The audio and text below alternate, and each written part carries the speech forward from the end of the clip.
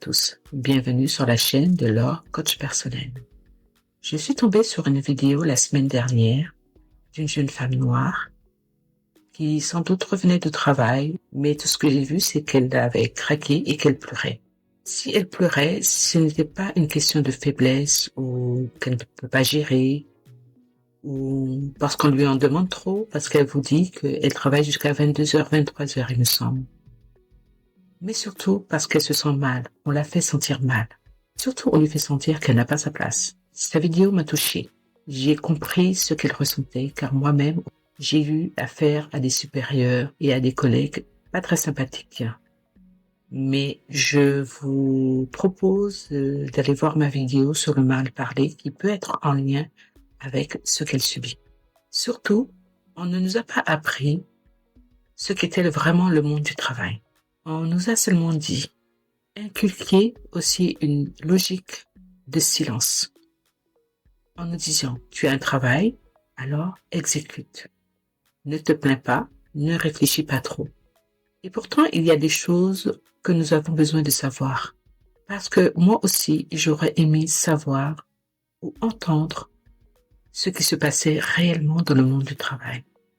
On ne nous dit pas aussi que le monde du travail, ce n'est pas un conte de fées. Parce qu'il y a des jeux, il y a des règles, et que chaque entreprise a ses propres règles. Et souvent, malheureusement, on ne les explique pas. On les découvre à notre dépens. Car ce jeu-là, il est dur, injuste et violent. Surtout quand vous êtes une personne racisée, ou vous êtes en minorité, ou vous rentrez pas dans le moule. Parce que, chez vous, dans vos familles, ou dans votre environnement, on vous dit sois reconnaissant, sois reconnaissante, qu'il faut travailler 2 fois plus, il faut apprendre à se taire, et puis tu fais ton trou, quoi, en fait. Ne fais pas de vagues. De nos jours, avoir un travail, c'est important. Mais souvent, on nous apprend pas à poser une limite. On n'apprend pas à dire non. On n'apprend pas à se préserver. On pense que le salaire est beaucoup plus important que la santé mentale. Or, que la santé mentale est à prioriser.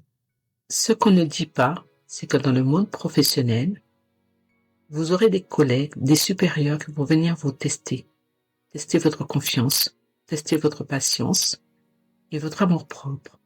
Parce que moi, je l'ai subi et j'ai compris. Parce que tu peux lire des livres de développement personnel, mais si tu ne l'as pas mis en pratique dans ton environnement, tu vas être perdu. Parce que vous allez rencontrer des managers, des directeurs qui sont injustes, des collègues passifs-agressifs. Vous allez avoir des micro-agressions tous les jours. Et ce sera toujours fait sans faire exprès. Cela est déstabilisant parce que tu ne connais pas les codes. À l'école, à la fac ou en famille, on ne t'a pas appris à lire entre les lignes. Tu ne sais pas décoder des tons froids, des remarques déguisées, du genre. Mais tu comprends au moins ce que je dis, qui veut dire tout, sauf ce que ça dit. Il faut savoir aussi que, partout ailleurs, qu'on va vous tester sur plusieurs semaines, sur plusieurs mois.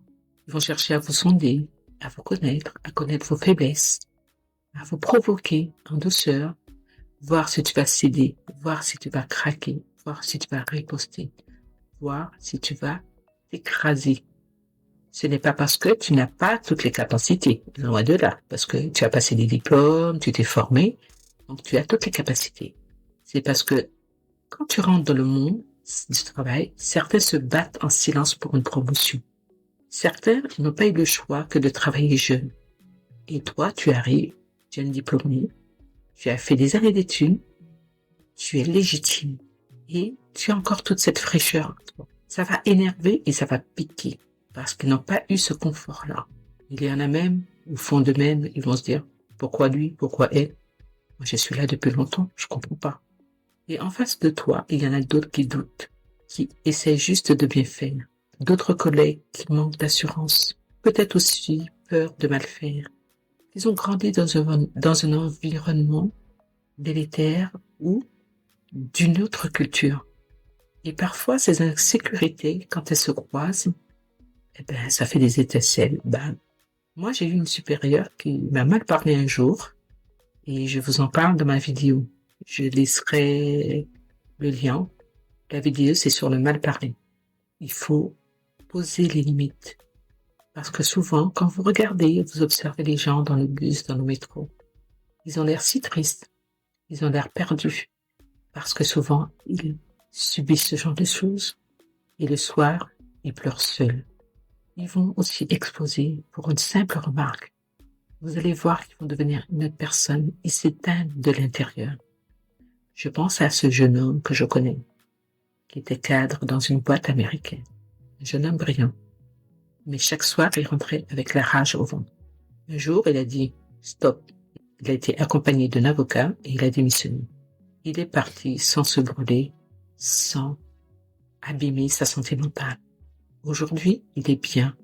Il a trouvé sa place. Il a trouvé une entreprise où il se sent épanoui, où il n'y a pas tous ces jeux qui peuvent vous rendre dingue. Est-ce que on doit privilégier une boîte prestigieuse, un salaire élevé, ou est-ce qu'on doit préserver sa santé mentale?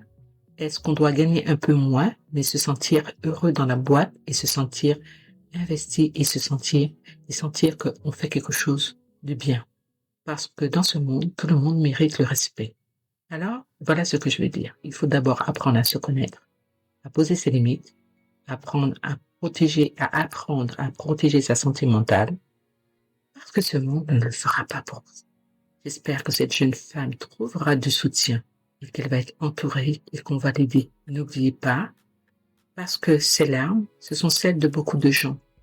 Elles doivent cesser d'être invisibles. J'espère qu'on apprendra à faire autrement, à ne pas subir, à parler, à chercher du soutien vers les professionnels de santé mentale, vers des coachs et des thérapeutes, d'être soutenu, d'être lucide et armé, d'être solidaire, parce que tu n'as rien à prouver.